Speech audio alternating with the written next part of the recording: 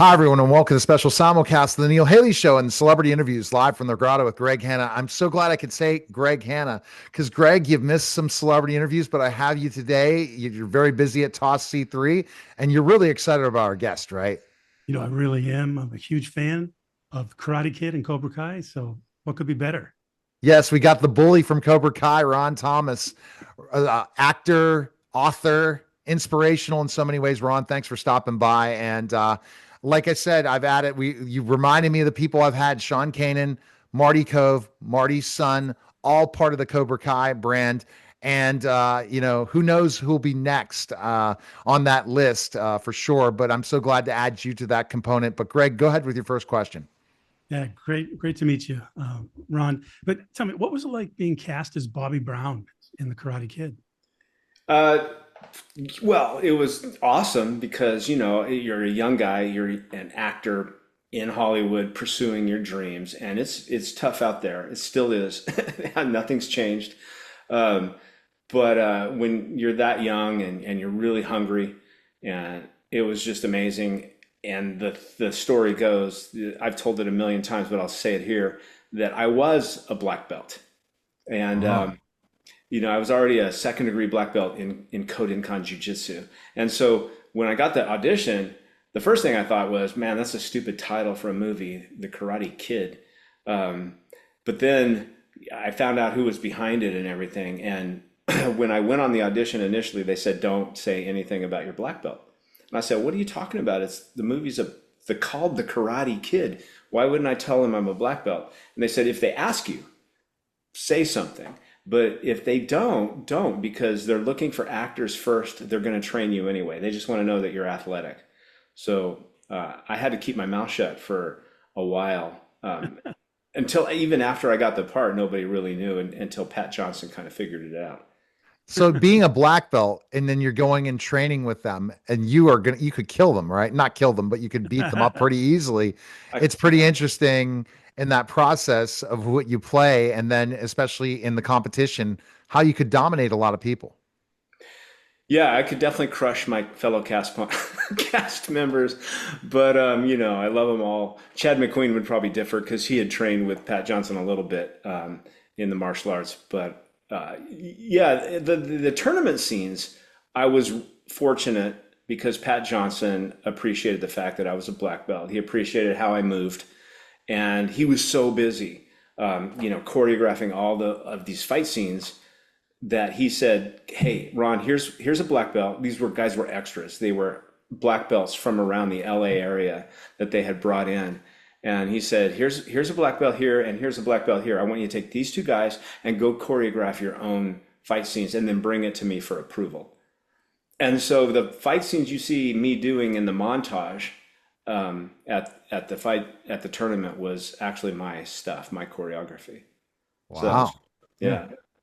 That's very cool. Did you ever imagine the film would become such a cultural phenomenon? No idea. Back then we didn't have streaming video. We didn't even have cell phones. So, um, all of that stuff helped push it, but it became a phenomenon, right from the beginning, really. I was told by my own manager that the movie didn't have an audience. And then I went to do an interview back in Reno, Nevada, which was my hometown, a television interview with a film critic guy. And he said, this movie doesn't have a demographic. It doesn't have an audience. I said, oh, okay, we'll see, and they were pretty wrong. But And you said you were an actor before this, right? So this yeah, is I had started acting in Reno doing theater and then decided to move to Los Angeles to pursue it full time. So, Wow. yeah. How much of Bobby Brown's personality was inspired by you personally? Quite a bit.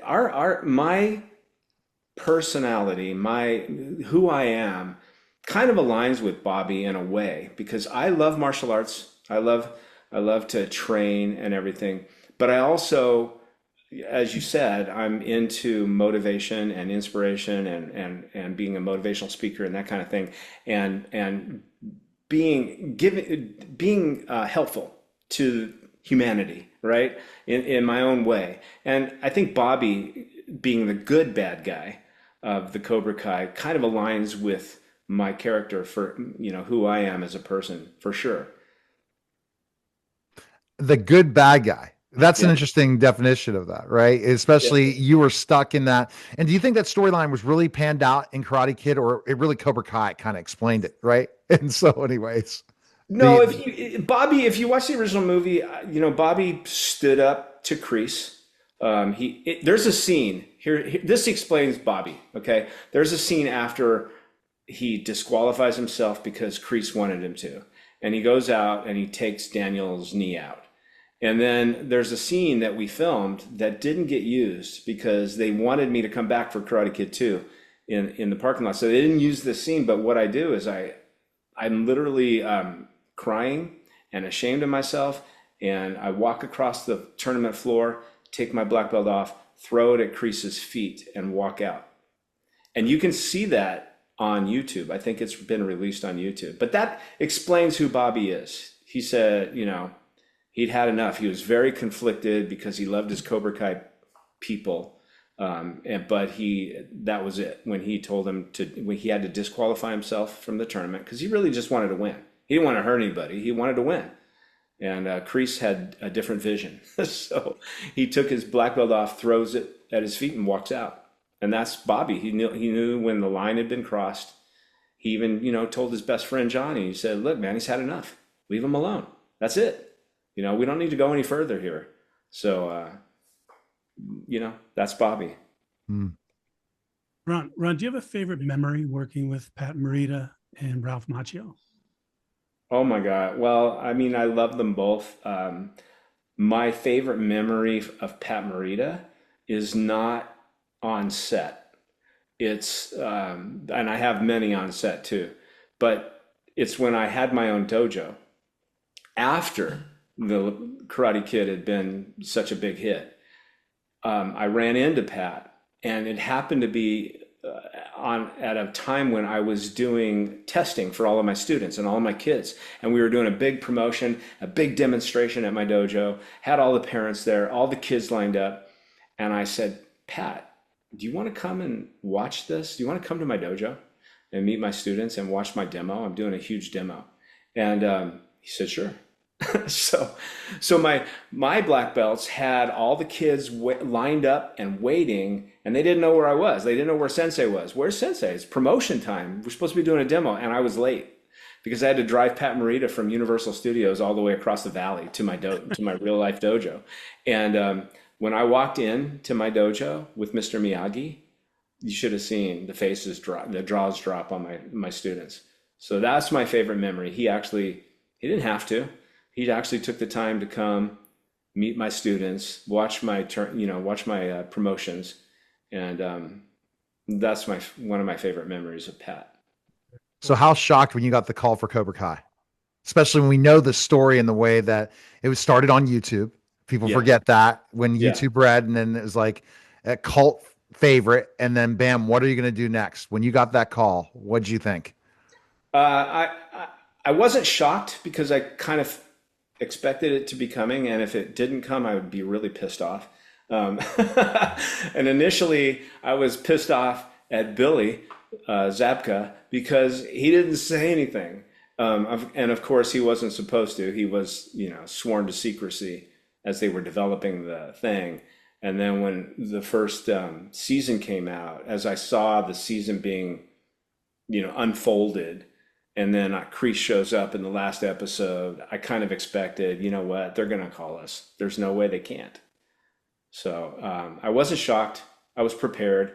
And then they called me and they said, they talked to me on the phone, the creators I'm talking about, Josh Heald and Hayden and John Hurwitz, called and said, "Hey, this is what we think about Bobby. We think that you guys have each sort of healed from your trauma with Kreese in your own way over time, and you kind of dealt with it in your own way. And we think Bobby is going to be a pastor because we think he's still trying to do the right thing and help people." And so I thought it was great, And what I loved about Bobby too is he's a pastor in the series, not a priest, but he's willing to go to a bar have a beer with his buddies and get in a bar fight, you know? So I just loved it. Yeah, it's great. So, I mean, along the same lines, and you kind of answered some of it, but why do you think Bobby became one of the most respected Cobra Kai characters? Yeah, because he was that guy. He was going down the wrong. He was led down the wrong path by a wayward sensei, but he, in his heart, he knew what was right, you know. And Bobby's respected for exactly what we're talking about, for being the good guy that kind of is in a crowd of bad guys, and being willing to stand up, and being willing to know when the line is being crossed, and stand up to his best friend, stand up to his sensei, and do the right thing. And then if you watch Bobby carefully all along, he doesn't, like I said, he doesn't really want, he loves martial arts, but he doesn't want to hurt anybody really. He he's conflicted about, hurting Ralph, or not Ralph, Daniel all the time, So yeah, I think people who care about that kind of thing, doing the right thing, kind of align with Bobby and his character. No, they definitely do align in so many ways, and that's why he's so well known in so many ways. Uh, I'm disappointed Cobra Kai's done. Okay, I thought this can go on forever, right? Especially when you can't find certain streaming series. I know you have other projects too, but is there anything left that you'll be part of a spinoff in any other Cobra Kai's, or that's probably over? Man, I mean, in the words of, the creators, you never know. You never know what's going to happen. So I just don't know, they keep everything hush hush. I have no clue what's going to happen in the future. I think a lot of people feel the way you do. They're just disappointed. They loved it so much. So I don't know what's going to happen. I don't know. I mean, the final season was just unreal. I think it is like we want more. Right. There's more Yeah, story. Yeah. and that's the secret behind Hollywood, right? Leave them wanting more. Don't go out on a bad note where it's just over. It's just done. You're burnt out, right? Leave the fans wanting more, because there's Along always those the lines, possibility. sorry. Yeah, go ahead. What message would you like to share with Karate Kid and Cobra Kai fans around the world?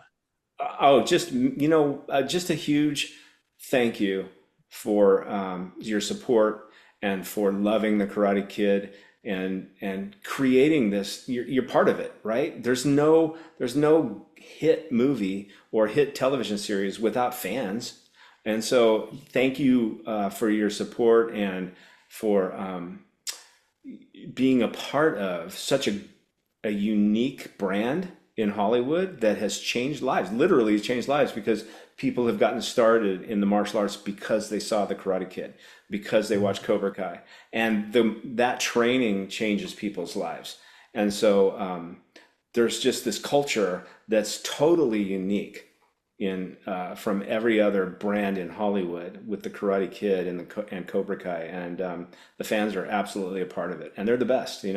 I've been over to London, I've been and England, and all around the country, and I get emails, and I get social media messages on how much they love Bobby and the Karate Kid and Cobra Kai. It's just been an amazing ride.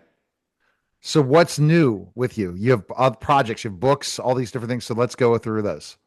Okay, so yeah, I did a TED talk, so that was cool, for kids, a kids TED talk, and on focus, and that was inspired by my daughter, who's, I can't, ripping her away from the iPad and YouTube. It's like one of the biggest sparring matches I've ever had, and is really hard. So I've watched my daughter, and I limit her social media time and her screen time. But then I started researching screen time and how much it affects not just kids, but adults too. So I did a TED talk on that, because focus is obviously a big deal in the martial arts, right? But it's a big problem nowadays with technology and social media and distractions. And the statistics are insane. The average person swipes, clicks, or taps their phone 2,600 times a day. That's average, And so you look at the statistics and how much people are spending on screen times and what they could be doing with their lives if they weren't, or if they gave up half of that time.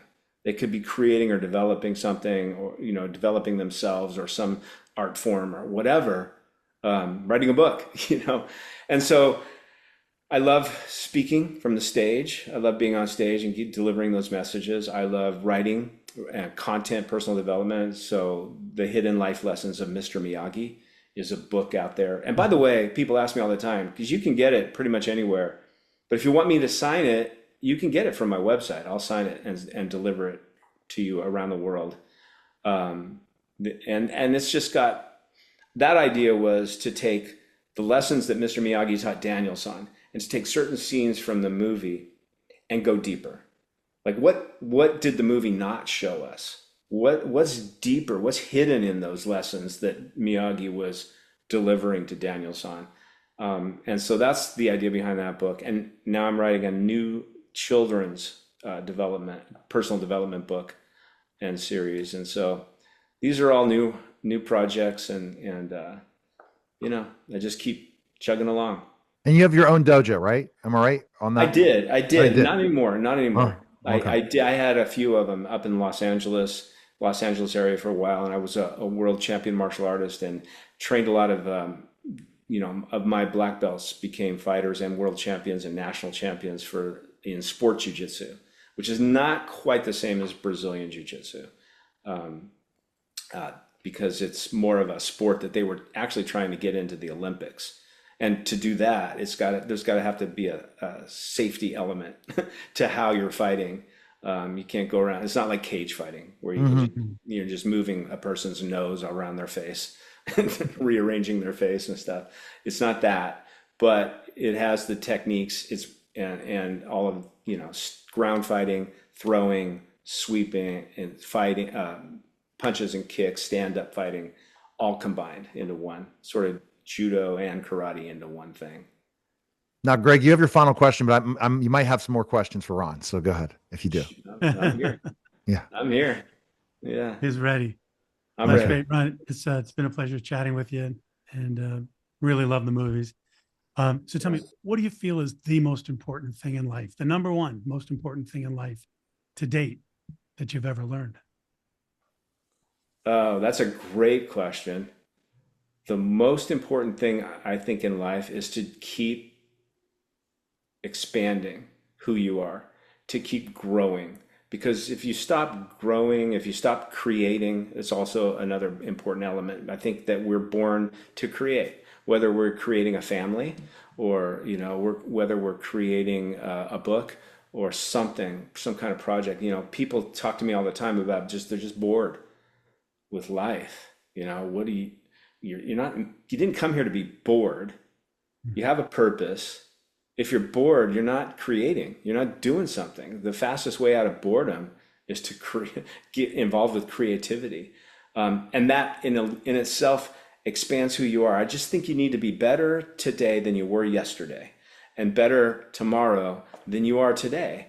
Otherwise, you hit this stagnation thing, and then life becomes, at some point, if you stay stagnant for too long, it becomes kind of meaningless. You're sort of drifting. People have no aim, no direction. And so that's why personal growth and personal development is such a big deal. You can never stop growing and bettering yourself and being better at life. Otherwise, life's going to be better than you. It's going to be beating you up. You don't want to, you want to be the master of your life. And that's kind of a longer answer to your question, but I think that's kind of the most important lesson. The most important thing about life is to keep moving, leaning forward, and keep growing. Excellent. Now, Ron, any acting gigs coming up that you want to talk about? Yeah. Man, if I had something, I couldn't talk about it these days. Even if you have an audition, you're not really allowed to talk about it. I have been auditioning, and I have been trying to get back out there and break free from the whole Cobra Kai, Bobby Brown sort of box, and get out there and do something a little bit different. So I haven't quit. it is still, it was then, still is a tough business. So, but I'm here, so we'll see. All Hopefully, right. hopefully, Okay. That's yeah. for people out there watching the show that are directors. Make sure you contact Ron today, get him an Yeah, come audition. on, let's Yeah, go. exactly. Let's Exactly. go. One of my Chris Mulkey's a friend of mine. I'll have to tell him you're reaching out in specific things. He's doing a lot of different casting and different stuff. He's Nice. Chris. Yeah. Chris was yeah. So I'm Yeah. thinking of different people. Connect all those different Yeah. dots. Your Yeah. website for people right now. Where can they go? SenseiRonThomas.com. So that's SenseiRonThomas.com. Okay. Yeah. Appreciate it. Thanks again, I Greg. appreciate you Go to guys. tossc3.com. Anything involving cybersecurity. Appreciate it, guys. That was the special simulcast of the Neil Haley Show and celebrity interviews live from the Grotto with Greg Hanna, guys. Take care. Hi, everyone, and welcome to the Mike Vilardi Show with our host, Mike Vilardi. Mike, who's our guest today? William McNamara starred in the movie Copycat. We got a copy of it right here, and Chasers, and a bunch of other stuff. He's been around for 40 or 50 years, and he's a great, Have great we had him actor. on the show before? Yes, we have. Yes. Welcome, Billy. Always Billy. a pleasure to have you on the Yeah, show. he writes too, right? Books. Yes. No? Is it? Yeah. No, That's same. I write television. You write television. Okay, so I can't remember when last time I had Billy on. But thanks for him. But we're gonna hang out in LA together. So Billy, thanks for stopping by. And Mike, what's new with Billy? Well, tell us about the trouble with Billy. I mean, I know you got a series that you've been very successful with. Tell us about what you're doing, Billy, and where things are going with you, brother. So, I mean, things are interesting, and it's just so funny that you guys talking about the streaming platform because, so I wrote and directed 10 episodes of independent television show called The Trouble with Billy, and it's been a monster. It's been a long haul, and unfortunately, in the show, my character lives in his in Monte Carlo, his 1998 Chevrolet Monte Carlo with his pit bull. And who's sick. Yeah, I remember this story, and you were talking about you were on, but I think not. You were on like a cell phone. Now I got you full force today. Yeah, just to finally see you face to face. But yeah, I remember now. You know how many people I've interviewed, Billy, celebrities and guests. I do about 30 interviews a week. So my God, go figure on that. But keep going. So anyway, it's been a long haul, and I got sort of stopped in my tracks by Screen Actors Guild, my own union, claimed I didn't pay the pension and health stuff, which it's a long story.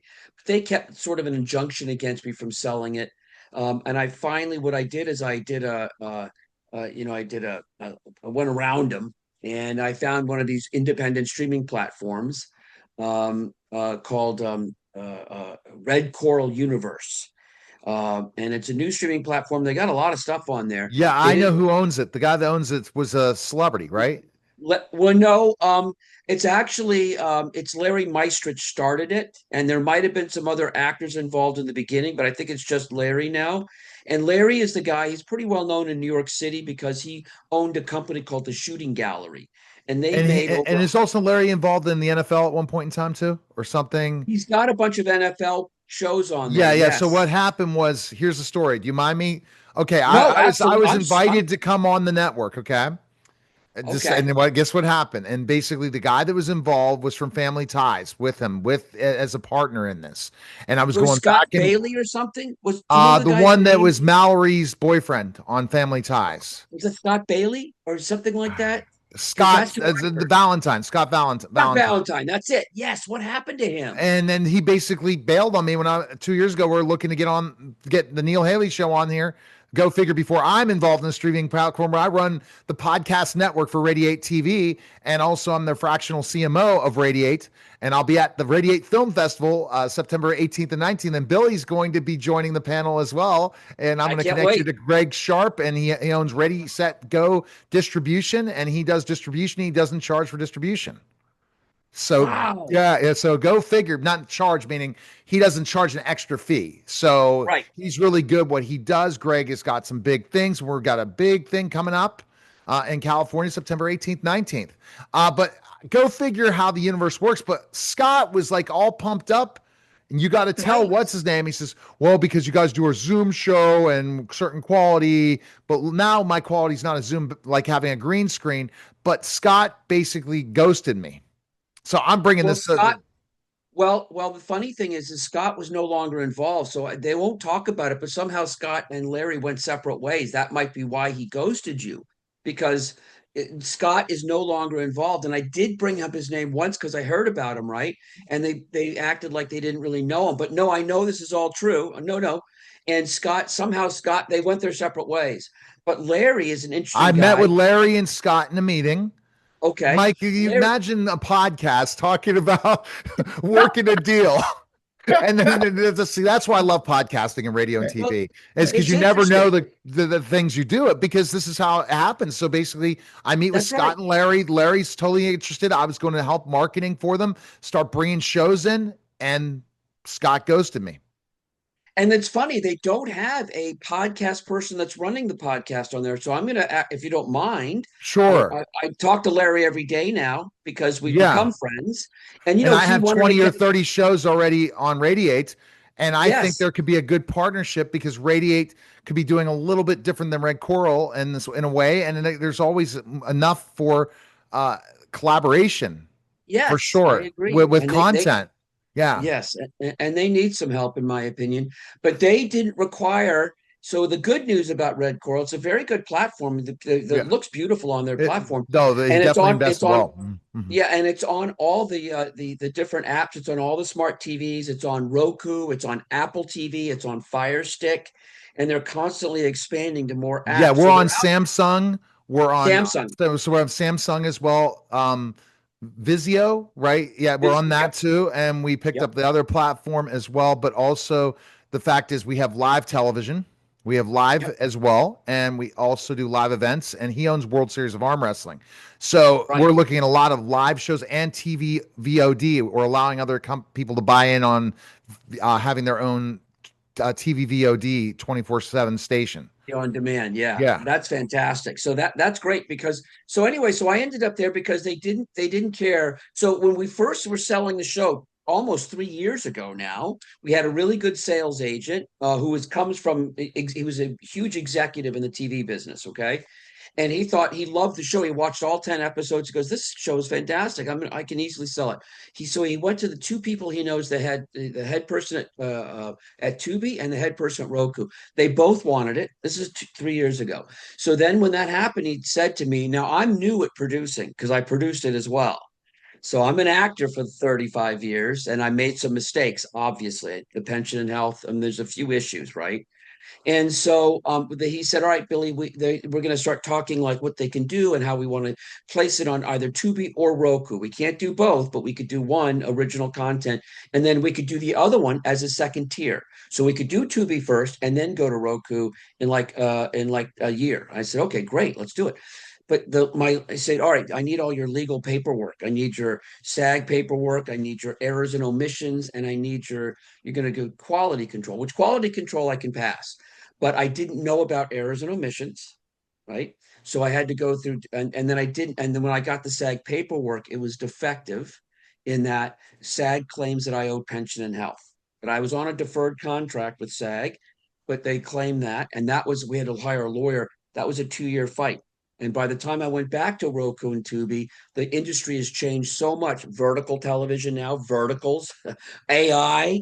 So they're like, "Well, we'll put you on Tubi, but it's just going to be an ad revenue and not a lot of and not a lot." Right. But so anyway, so prior to that, what I did was I found Larry Meistrich. And Larry, as you know, is an independent film producer, famous. I mean, Famous. Yeah, shooting. famous. What was his big deal? I forgot, Larry. The one he won the Academy Award for Sling Blade, but he did Laws of Yes. Gravity. He made Yes. 150. He financed 150 independent films, and some of them were excellent. Right. So he was a really good indie guy, because I grew up in New York City, so I knew the shooting gallery. In fact, I got fired from one of his movies. It wasn't his fault. The director decided he didn't like me anymore. And the actress that was the co-star in it, she said, "I don't like Billy McNamara. I think he's a lousy actor." So I got the call from the agent. "Were they going to give you your money?" Which wasn't much, but they don't want you in the movie anymore. I'm like, wow, okay, geez. Yeah. So So great. that's the So story. that's so interesting. Is Red Coral distributing you to Tubi? No, they're not. No, I'm just on Red Coral. That's Oh, their competitor. yeah. Okay. So, but you don't So give an I, exclusive? it's non-exclusive. No, That's that's another great great. because I can get you distributed in Amazon and Tubi and all that stuff Well, with so Greg. Uh-huh. yeah, that's well. Here's the thing. Is this okay to talk about it in a podcast? What's your Yeah. audience, by the way? Is the audience interested in Yeah, filmmaking or yeah, yeah, no? yeah. All this stuff. Yes. Because I'll Okay, syndicate good. it everywhere, this interview. Don't worry. Okay, Yeah. good. Well, I just want to make sure I don't want to bore the audience with these things, but No, it this is is not kind boring. of. They want to hear this stuff, people. Oh, Yeah. okay, good We because. have a deal working in place during an interview. Go figure. Well, the thing is that eventually we want to give Red Coral a good run to see because they're also helping me right now. They're interested in being producers on second season. And they're getting some brands together for us. And we have an investor who owns a bank, who's willing. His bank is willing to finance 40% of it on a rebate, a cash rebate from New York State. His bank is in New Jersey, so I'm willing to do that, and then I'm willing to raise some money from friends to cover the other 60%. But then Larry got involved, and Larry said, "Listen, I think I can find some brands that will put up, a minimum a guarantee." So if Red Coral does that, I kind of want to stick with them Oh, because I really, that makes sense. But that's the yeah. thing is still you can become you're my guest and you're gonna be on the panel for the Radiate TV Film Festival. So we have Kat Kramer right now. You know, Kat's the late Stanley Kramer's daughter. We have Oh Chris wow, Mulkey. Chris Mulkey's gonna be there. Uh, Jasper Cole. I'm working on someone from Cobra Kai. One of the having a conversation with him right now. So it's a pretty good crew of people, and then Greg has his people on the panel as well. So it's gonna be a pretty awesome event, and I'm just trying to get all the people I know in Hollywood because I don't come out to LA a lot. But when I'm coming to LA, we're gonna have just look at this. Find Billy McNamara, we'll put him on, and there you go. So Billy, for our listeners, and I know Mike lets me go, and then Mike can ask a question. Basically, talk about what you're most known for people out there. I mean, I don't know anymore because but I mean, the big movie that I got a lot of and was recently streaming, trending #1 on Netflix, not just the United States but around the world, and it was a total shock to me. Was that movie Copycat with Sigourney Weaver and Copycat, Holly right? Hunter? Yeah. Yeah, and Wow. one morning, I woke up to two things. First of all, I went on my yeah, there it is, and There it that's is. me on the poster. So I woke up one morning and I was just on IMDb Pro. It gives you the star meter, and I was like looking at mine. I'm like, that must be a mistake. It said, usually I'm between 4,000 and 7,000, sometimes up to 9,000. Still, that's not bad because people are in 22 million. So it's not that bad, but everybody in my category is around there. So one morning I woke up and I thought I saw 161, and I thought, oh, maybe I dropped or I rised 161 points this week. And I'm like looking at, I'm like, what? And I clicked on it to see like, oh, what's my star number? And my star number was 161. I was above Nicole Kidman, and I'm like, how is that possible? And I thought maybe there's a rumor. Actor William McNamara dies in his apartment in Santa Monica alone. One of those things. And that people IMDb, who's William McNamara? And so, but no, I looked. I went on right away to Google William McNamara obituary. Nothing. There were some other William McNamara's that had died, but not this William McNamara. I'm like, okay, what's going on here? And then I opened up Instagram, and I had overnight had like 2,000 new followers. I'm like, what the hell? What's going on? And so then I open up Instagram messages. Oh, I saw you in Netflix. It's trending #1. Copycat. You were great. And I'm like, wow, what? I don't have Netflix. I hate to admit that, but I don't have Netflix. So I didn't know anything about it, and I don't have a TV either. Sorry to admit that. I don't watch television. And so I had no idea. But yeah, Copycat. So Copycat. And then from the 80s, I have two things from the 80s that I still get a lot of girls. This has been I'm single, but this has been my resource for the last 40 years. I hate to admit, what a scumbag, right? But these ladies are older now, so they're not like young teens, but they were. Two movies: Stealing Home with Jodie Foster, that big Warner Brothers film that I was in. I have so many fans from Stealing Home. That was in the late 80s, like 1988 or something. I can't remember, 89. And then another one I did with the two Coreys called Dream a Little Dream. It's a high school, takes place at a high school. So all the teeny boppers across America have seen, teeny boppers for my age group, but not today. And it's actually a pretty interesting movie, and it's got a great soundtrack. So I would say those three movies. I did Law and Order. I had a TV. I was on a star of a TV series on Showtime called Beggars and Choosers for years. I did a CBS series. I've done a lot, and I've been in a lot. And the other thing that I get huge recognition from and support. In fact, when I was raising money to do The Trouble with Billy on Kickstarter, it was the LGBTQT, whatever you call that community, because I did a TV movie in the 90s with Jim Carrey called Doing Time on Maple Drive. And it's about a guy who's in an Ivy League. He's getting married to Lori Loughlin, but turns out he's a closet homosexual. And his fiancee, Lori Loughlin, outs him, and he freaks out. He tries to kill himself. That whole night. And his brother's Jim Carrey. Jim Carrey's an alcoholic. This family's totally dysfunctional. And it was a great TV movie, and it helped a lot of kids that were having a hard time telling their parents. And so I still get emails or on Facebook and Instagram. I get messages to this day.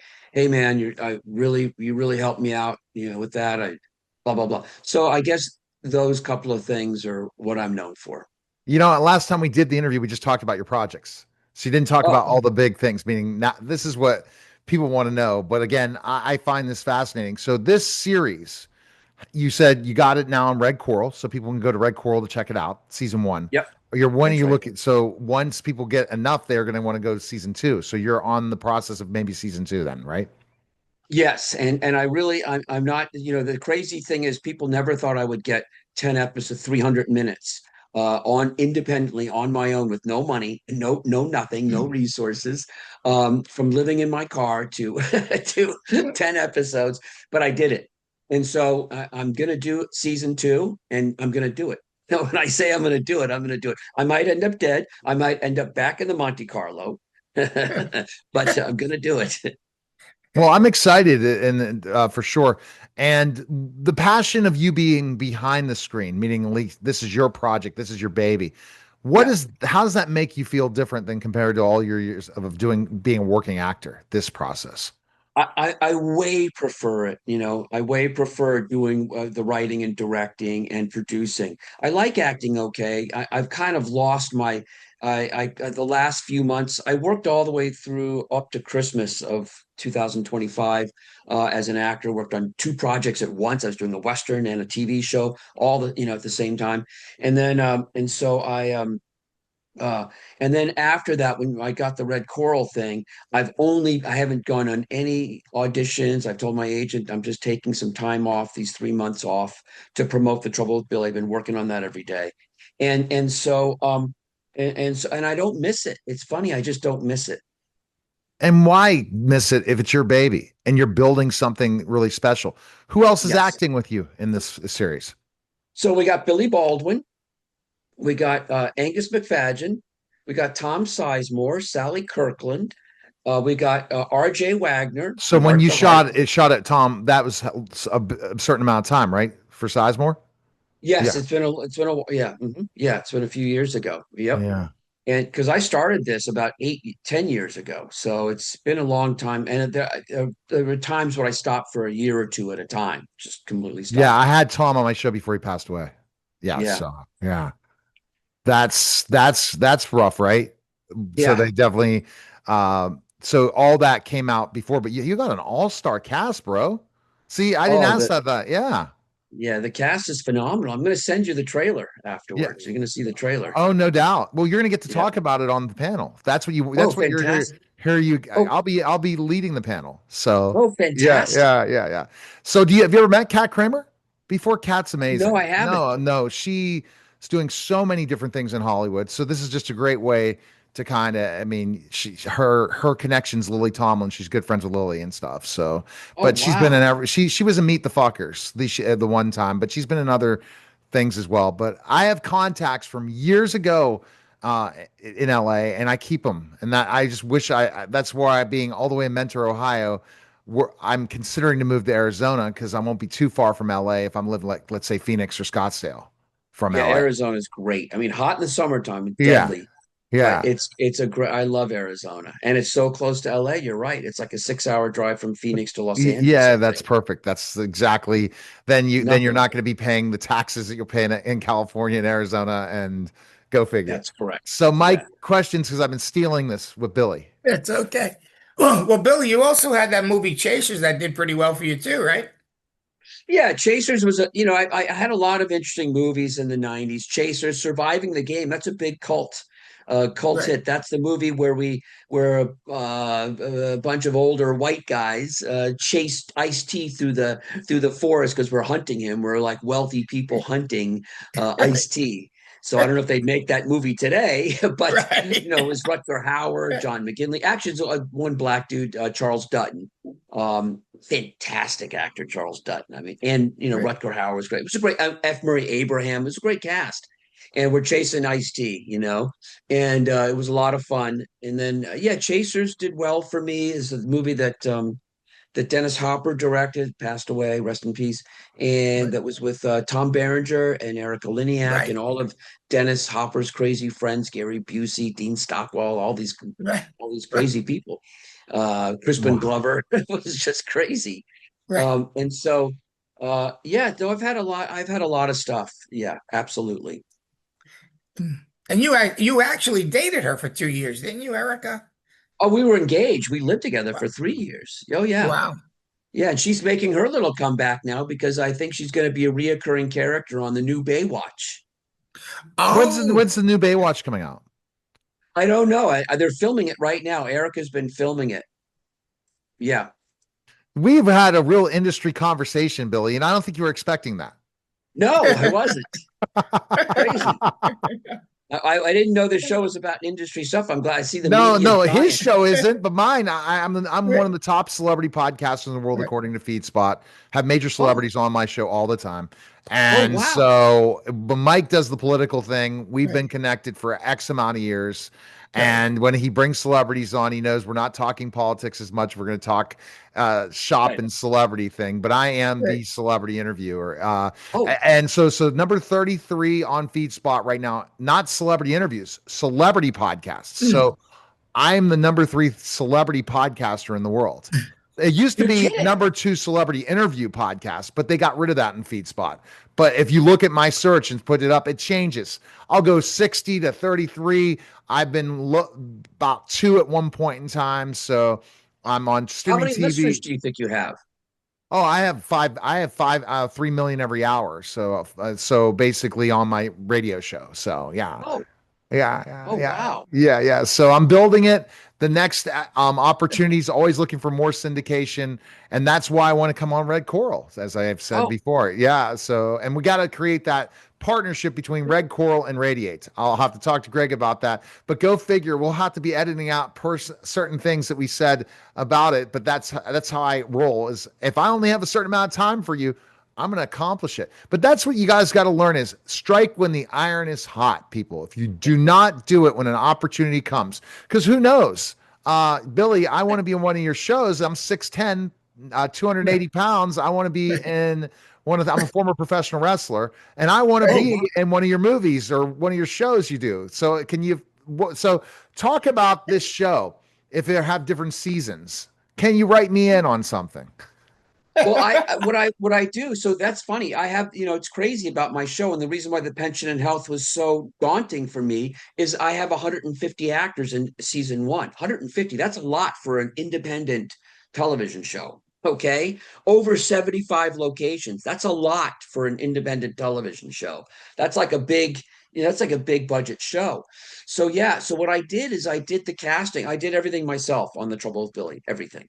And so the casting I did, it was all friends, everything. Even extras were friends from an acting class that I used to teach. And so yeah, I put all friends, and I, for my Quidditch guy, he's not an actor at all, but he was a famous Quidditch player, and I put him in there. Not a great actor, but we made him good. And yeah, no, I put people in. When you see this show, I promise you, you're going to be impressed. I'm going to get your email after this from Mike, and I'm going to send you the link.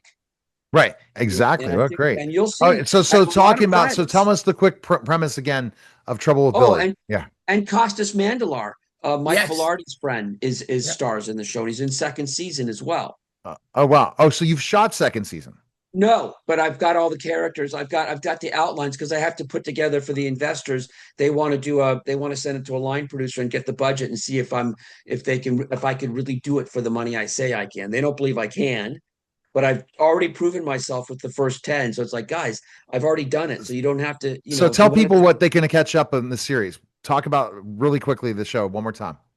Yeah. So okay, so the show is basically about loosely based on my life, loosely, highly Right. exaggerated. So the show starts out with me getting living on my niece's couch in West Hollywood.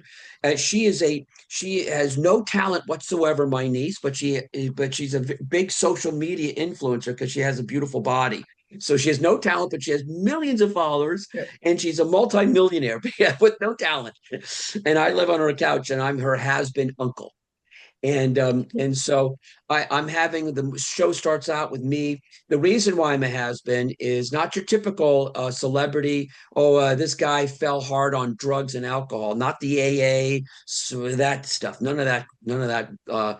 Trite sort of trite stuff. This guy believes he was abducted by aliens and taken off planet for 10 years. He's been gone. That's why he's no, and he just got redeposited back in Hollywood. It's like, hey, I'm back. And they're like, who the F are you? I'm like, Billy Mack, remember? I was an actor in the 80s. They're like, dude, I'm sorry. Where have you been? Outer space? Yeah, sort of. And so my character, unfortunately, gets thrown out because he has an AAA meeting at his niece's house, and it's a bunch of wackos. AAA is not Alcoholics Anonymous, and it's not Automobile Club of America. It's Alien Abductees Anonymous. So this Which is perfect actually, timing with disclosure and everything yeah, for people to check this out. Mhm. it's crazy, right? And so he ends up living in his cars, Monte Carlo. His dog has a heart attack and needs a heart transplant. So he's got to find money, and he just does everything he possibly can he needs to raise 15 grand for this heart transplant. And he does everything he can, and he gets the money, and then the dog survives, and then then his life crashes again, goes back up, crashes again. He just can't seem to do a steady climb to the top. Has some progress, and he makes a bad decision, like we all do, and then crashes to the bottom again. Wow. Yeah. Unbelievable stuff, man. Unbelievable. So you got things rolling. That's for sure. In so many I ways. do. So it's exciting. Best place people can check you out is IMBD, Billy, or do you have a website also for the Well, series? Instagram, it's just William McNamara 108. Also, my website, thetroublewithbilly.com. It's very easy. Thetroublewithbilly.com. It's got all my links on there. It's got the show on there. It's got the trailer for the show. It's got everything. And Instagram, William McNamara 108. All right. We really appreciate it. Thanks again for coming by, Billy. Thank you. Go to MikeVilardi.com. Show your book so Billy reads it. Yeah, we got the book. Yeah, here we go. We got to get the book. Absolutely. Unexpected assignment guarding the Antichrist. All right. So go to MikeVilardi.com. That was the Mike Vilardi Show, guys. Take care. We're back to the Neil Haley Show. And with my background in education, I love this topic. Former teacher, ran a tutoring business, and I just really enjoy talking back to school and especially tech and tools and trends. Our guest today is math expert Vanessa Vakharia, and she shares distraction-free tips to set students up for success this school year. Vanessa, thanks for stopping by. How are you? I'm great. Thank you so much for having me. Absolutely. What do you suggest for building distraction-free study routines, both at home and in the classroom? With all these devices, all these different things, it really can become difficult. 100%. I think we as adults probably feel that too. And one of my biggest pieces of advice for parents right now is to really be intentional about the tools you're putting in front of your kids, right? So does that tool do the thing that you want it to do? I don't know if you know this, but right now 45 states are moving to ban cell phones, even some laptops from school, because there is this understanding that when the tool in front of us does a million things, we might not be on task all the time. So one of the best things you can do right now is when you're buying tech tools or you're evaluating the tech tools in your environment, ask, does this thing do the thing I want it to do really, really well? And that's key. You're so right, because again, you want them to stay on task. And with AI involved in different Yes. ways, and how do we utilize AI in the classroom? Still, it's not been figured out ultimately, and hopefully they do figure it out, because it's such a great tool, but yet it can be also a detriment to students, because students are looking at the quickest shortcuts possible.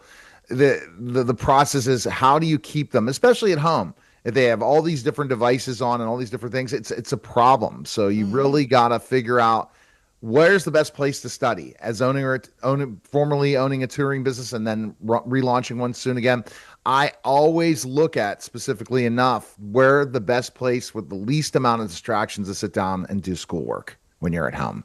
And and it's not in the bedroom, that's for sure. It's got to be at the kitchen table. It's got to be at the dining room table, somewhere where there's no distractions. For sure. That is such a good tip. I also love that you owned and are going to own a tutoring center. Me too. We have that in common. Oh, right. Fantastic. See, I have multiple businesses and a digital agency, but I had a tutoring business for years, and now I'm relaunching it because of my NIL to the pros venture I'm doing. So, Cool. all right. Yeah. So next question is, what tools can you suggest for improving student focus and math performance? So I love everything you just said, and that kind of leads to my next tool. I love that you kind of brought up AI in there. My obsession right now is the new TI-84 Evo. It's the new graphing calculator by Texas Instruments. So I love it because it's cool, it's really pretty, it's aesthetic, and it's really intuitive. It mimics kind of the icon-based screen that kids are used to seeing on their phone. So the learning curve is very low. It feels familiar to them. But Neil, my favorite thing is what it doesn't have. No AI, no connectivity to the internet. So 81% of educators are saying right now, when kids use a device that is dedicated to one thing without that connectivity, they're going to do better. They're going to stay on task. And that's actually my favorite thing about the graphing calculator. It does all this cool stuff, but it does cool stuff related to math, and that's it. Exactly, because they got to be able to do it. They can't just have AI do it for them. And so we figure out, but again, we can figure out these guardrails. We can create AI tutors for all schools. We can do all these different things with that have guardrails. We just haven't done it because and that's what we got to look at. So what do you recommend for helping transition kids from summer screen time to focus academic work? I think probably like the biggest shift I hear parents struggle with is the routine shift, right? Like right now kids are in a different routine, which means that we're in a different routine as adults, different bedtimes, different wake times, different meal times, different screen time. So one of the best things you can do, don't wait till school starts. Like a good 2 weeks before it starts, start switching up that routine. When are we waking up? When are we going to bed? When are we using our screens for fun? When are we using our screens for studying? And if you are going to purchase new tech tools, now is the time to do it so kids can start getting used to that interface and building that familiarity. Oh, that's so true. I completely agree. And we could talk about tips all day long, but ultimately getting them back in the routine, especially now they're going back to school very soon. Some schools probably a week from now. Yeah. You basically their bedtime, start that routine for the morning routine and evening routine now. Don't wait till a week before school starts. And ultimately prepping them. One of the big things that I saw when I had my tutoring business, the kids that worked in the summer and had a tutoring program in the summer were far ready for school at the beginning of the year and succeeded far above lots of other students that take weeks to get back in shape. So that's the importance, is really preparing them. Start to get them in that routine, right? Absolutely. What do you think what other tips do you have? Okay, well, this is like, you're really lining me up with the perfect segue. So thank you so much. One of the things I really want to make sure we talk about is math anxiety. We don't talk about it enough. And so many kids and adults struggle with it. I was definitely a kid that was anxious around math, but I want your listeners and viewers to know math anxiety is not a life sentence. It's not a thing that has to be forever. There are ways to combat it. And one of those ways is through building confidence.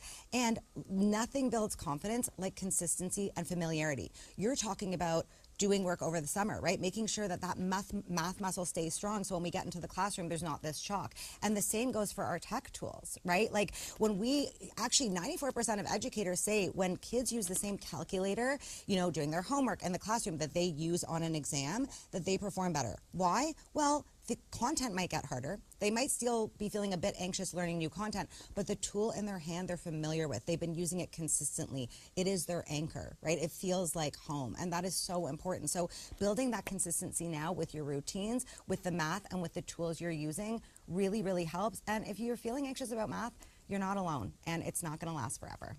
And this is where I'm going to say is math has helped me so much in my second part, where I ended up teaching math out of a real luck thing, getting a full-time sub position. Started loving teaching math, taught math for X amount of years before I went into my other industry. But I ultimately have learned so much because that is what makes me successful in AI, is the fact of understanding. In math, we make mistakes. We have to work through problems. We have to work through steps. We have to work through things.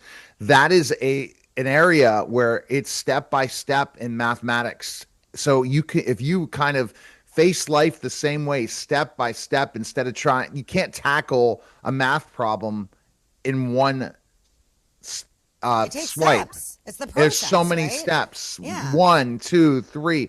And the more you can lay that out to your students, this is a tip for teachers. A lot of teachers do not model the math problem, do not go step by step all the way through it. They expect them to figure that out. Most people need to do things in steps. And the more they're confident, where they get stuck in one step, don't punish them for a problem wrong. Take points off, but see what was the issue? What was the step that they forgot? And with our attention span now, 30 seconds to a minute, that's why steps even are more important now than ever.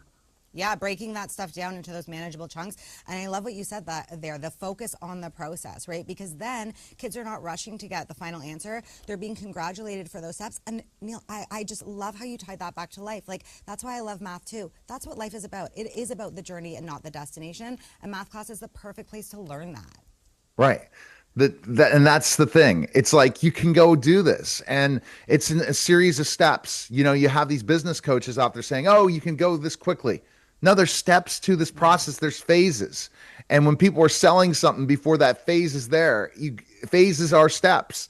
This is the phase you are now. This is the phase you are. Not let's speed up, get there with missing a step, because when we miss a step, we get it wrong.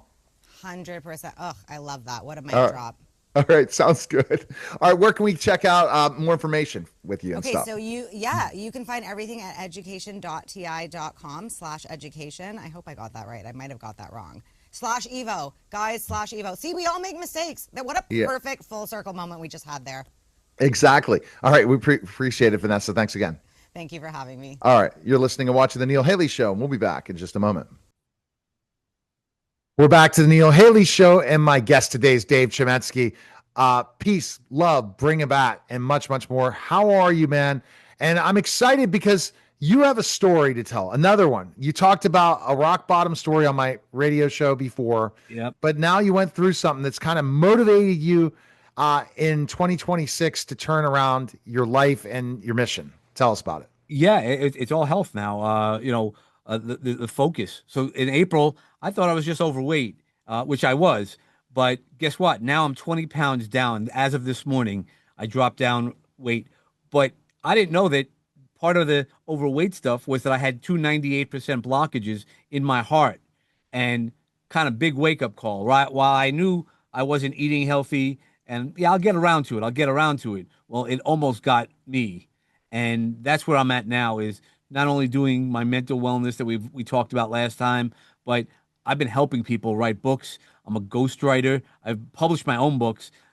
In the hospital, I had my kids bring me my books, my laptop. I had 12 books that were already written that are now being edited so that way I could get them out. I've been writing whenever I'm by myself. I write